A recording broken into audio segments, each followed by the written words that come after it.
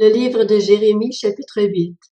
À ce moment-là, déclare l'Éternel, on sortira de leurs tombeaux les ossements des rois de Juda, les ossements de ses chefs, ceux des prêtres, ceux des prophètes et ceux des habitants de Jérusalem. On les exposera au soleil, à la lune et à tous les corps célestes, puisqu'ils les ont aimés, servis, suivis, recherchés et se sont prosternés devant eux. On ne les rassemblera pas, on ne les ensevelira pas, et ils seront comme du fumier sur la terre. La mort sera préférée à la vie par tous les rescapés de ce peuple méchant, et ce, partout où je les aurai chassés, déclare l'Éternel, le Maître de l'univers.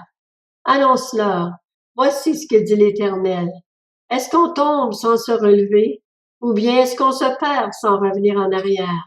Pourquoi donc cette population de Jérusalem s'abandonne-t-elle à de perpétuels égarements? Ils renforcent leur trahison, ils refusent de revenir à moi. Je suis attentif et j'écoute. Ils ne parlent pas comme ils le devraient. Aucun ne regrette sa méchanceté et ne se dit « Qu'ai-je fait ?» Tous retournent à leur course, pareil à un cheval qui s'élance au combat. Même la cigogne dans le ciel reconnaît l'époque de sa migration.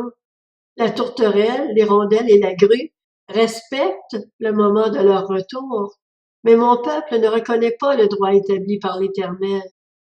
Comment pouvez-vous prétendre « nous sommes sages » puisque la loi de l'Éternel est avec nous? C'est vraiment en vue du mensonge que la plume mensongère des scribes s'est mise à l'œuvre. Les sages sont couverts de honte, ils sont terrorisés, pris au piège. Maintenant qu'ils ont méprisé la parole de l'Éternel, où est leur sagesse? C'est pourquoi je donnerai leurs femmes à d'autres et leurs champs à ceux qui les en déposséderont. Oui, du plus petit au plus grand, tous sont assoiffés de profit. Depuis le prophète jusqu'au prêtre, tous pratiquent le mensonge. Ils remédient superficiellement au désastre de la fille de mon peuple. Tout va bien, disent-ils, mais rien ne va. Ils devraient être couverts de honte parce qu'ils ont commis des horreurs. Mais ils ne rougissent même pas. Ils ne connaissent même pas la honte. C'est pourquoi ils tomberont avec ceux qui tombent. Quand le moment sera venu d'intervenir contre eux, ils trébucheront, dit l'Éternel. Je veux en finir avec eux, déclare l'Éternel. Il n'y a plus de raisins à la vigne, plus de figues au figuier, et les feuilles se flétrissent. Ils sont passés à côté de ce que je leur avais donné. Pourquoi restons-nous assis? Rassemblez-vous et rendons-nous dans les villes fortifiées, et là nous mourrons. En effet, l'Éternel, notre Dieu, nous fait mourir.